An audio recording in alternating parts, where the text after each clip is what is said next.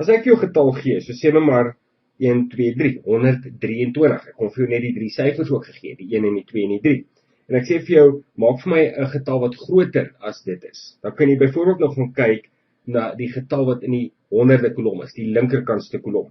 En jy kan enige van daardie 2 syfers gebruik in die honderde kolom. So jy kan byvoorbeeld daardie 2 vat. Gaan sit hom in die honderde kolom en dan vat jy die 1 en sit hom weer daar en jy het dan die getal 213 en net omdat jy 'n groter syfer in die honderde kolom gebruik het, het jy 'n groter getal daarvan gemaak.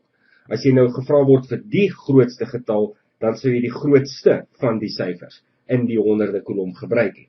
En dis maar net die beginsel wat jy moet verstaan vir hierdie tipe vrae wat jy nou gaan doen.